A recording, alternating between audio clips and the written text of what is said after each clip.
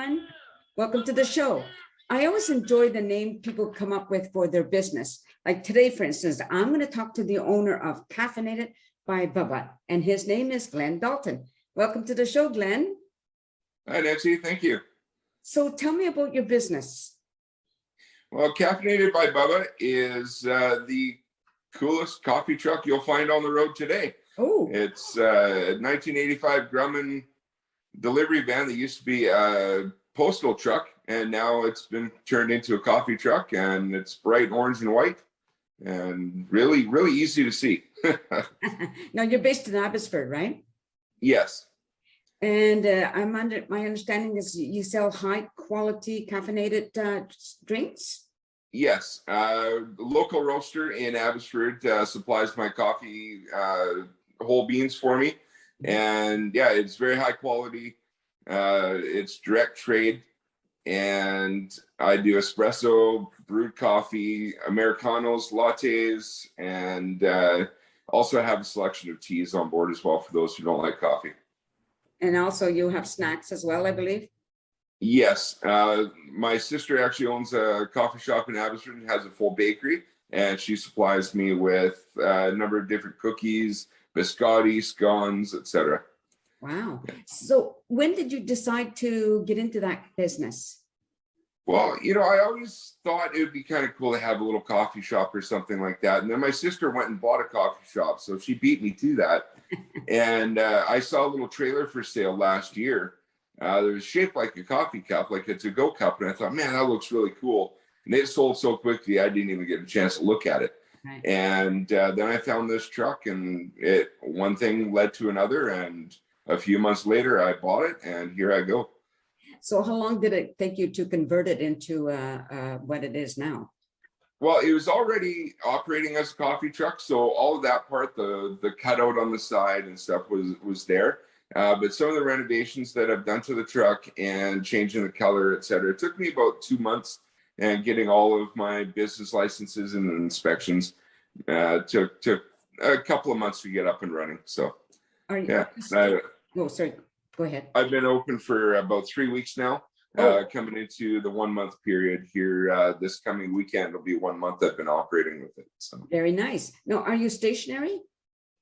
No, I am mobile. I've got a spot that I set up regularly in Abbotsford at Nature's Pickens Market. And I might have a number of events around the Lower Mainland, from everywhere from Surrey out to Chilliwack. There's an event that I'm talking to in Hope actually right now, coming up towards the end of August, that I might be at if they have a requirement for coffee truck. Very good. So what kind of reception now? I know you're fairly new at it, but what kind of reception are you getting? I've had quite a positive reception. Everybody really likes the truck. It stands out a lot. I am very involved in the local custom car community and classic cars, and I've done a number of car shows with it. I've been at 3 car shows with it, and everybody there just loves the truck, loves the coffee, and for some strange reason, they love me too. So, yeah. So, now you're doing this all by yourself, correct? Or do you have somebody that helps out? No, I'm 100% doing it on my own. And yeah, once I get busy enough, it might be a thing where I end up hiring someone to help out, and certain events might call for that just for the number of people. Right. So what are your normal regular hours of operation? I'm generally about between 9 and 10 o'clock. I like to open on a regular day and go until about 3 o'clock.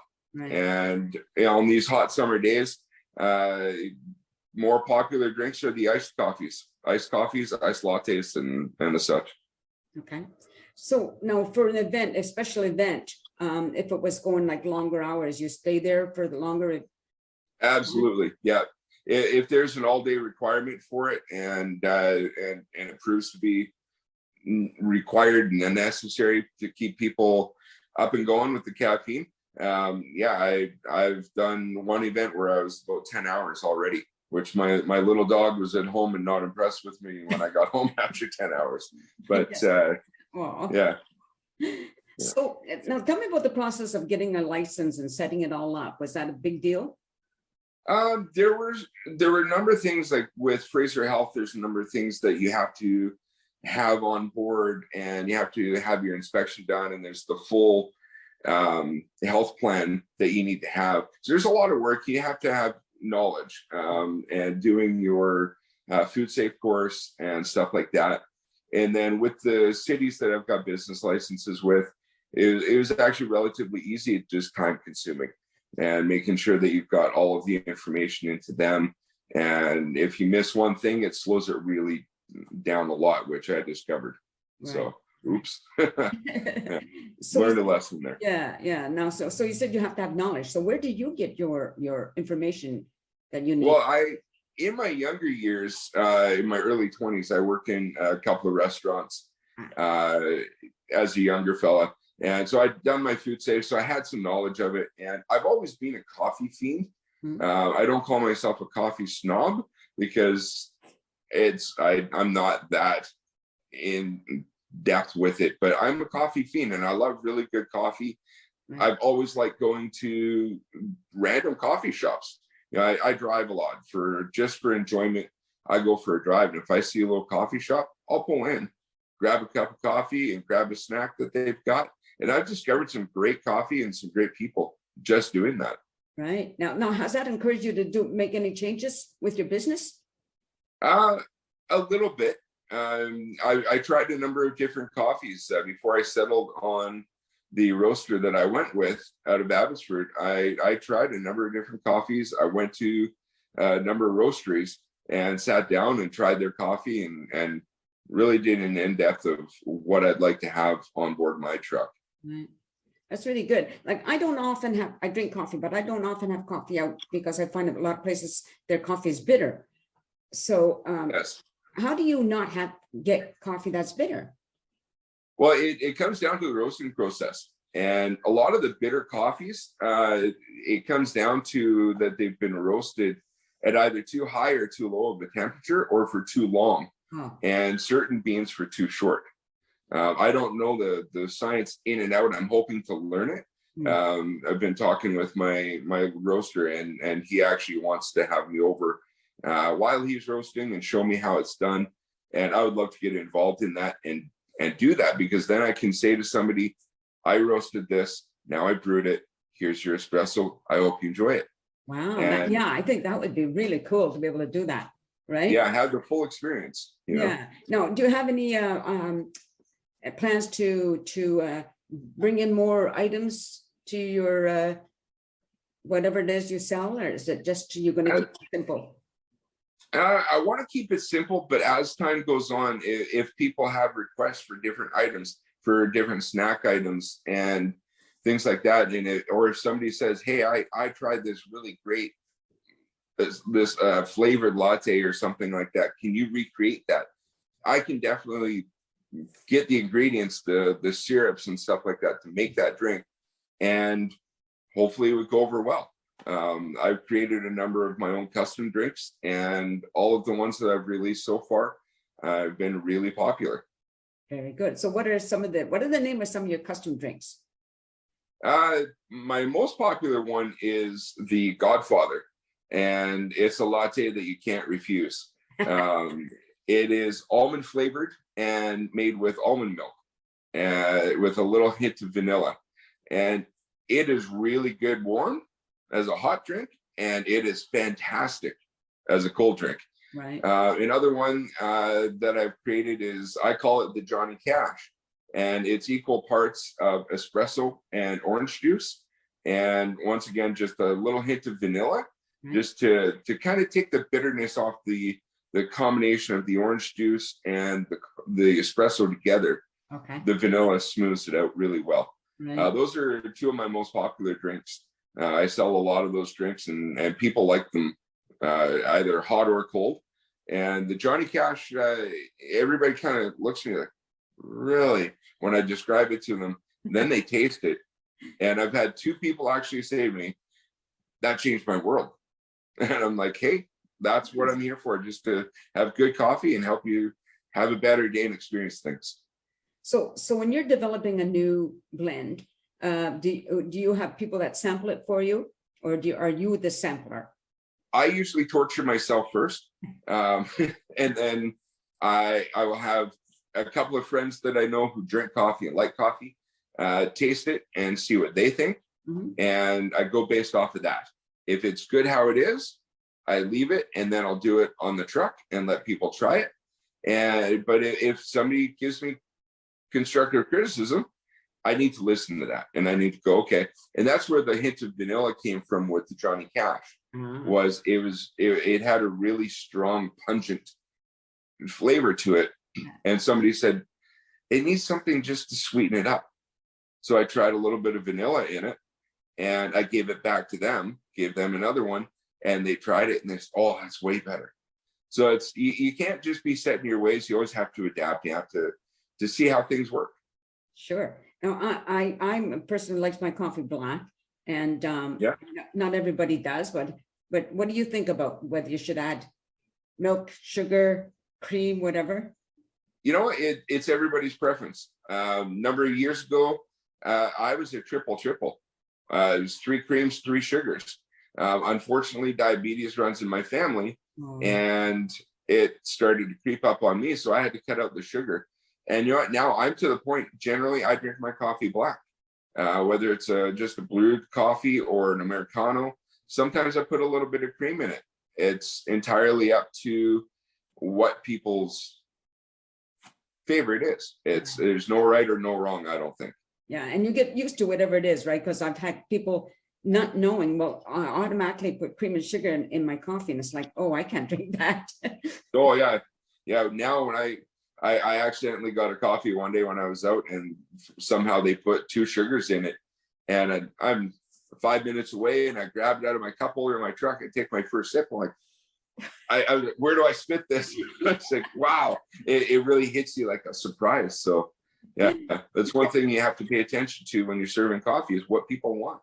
Because it's like their food. Yeah. If they get something they don't like, you mustn't assume, right? Yeah, for sure. Now, if somebody wanted to get a hold of you, how would they go about doing that? The best way to get a hold of me is on my Instagram or Facebook under Caffeinated by Bubba. Okay. And if you don't have that, email is the best way.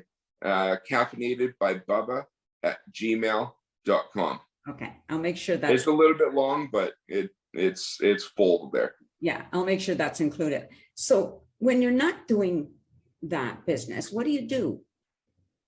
Well, I'm like I said, I'm involved with the custom and classic cars, the world that surrounds that here in the Lower Mainland, and beyond the Lower Mainland.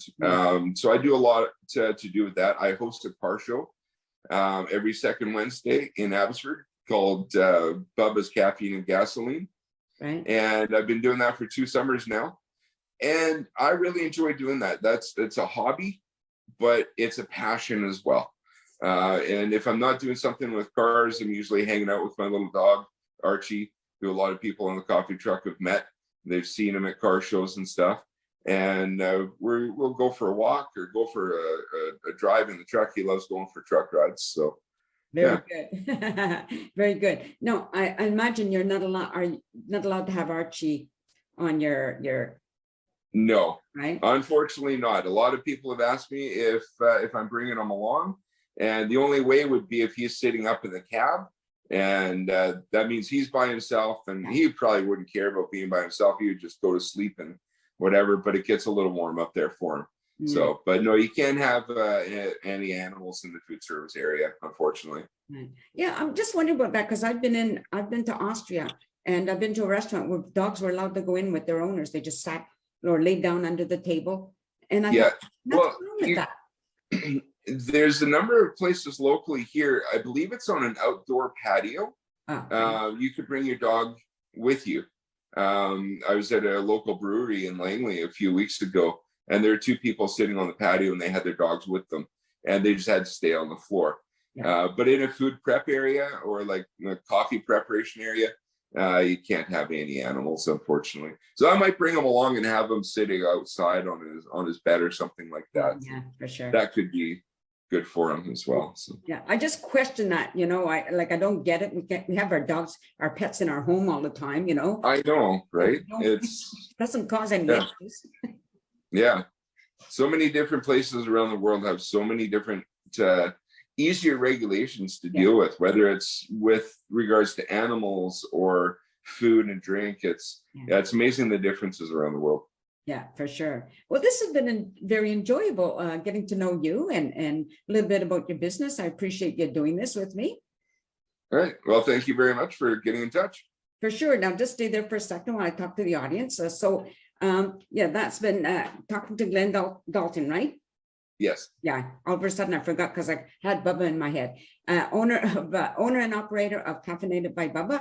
So I will leave this information if you want to get a hold of him or find out where he's going to be, so that you can go and try some of his coffees or whatever he has, his snacks. Enjoy it all. What the heck, Anyway, take care, everybody, and have a good day, and peace out. A sense of community, Chilliwack's a place to be. A sense of community where you're free. Rolling through the mountains, rolling through the valley, rolling through paradise with me.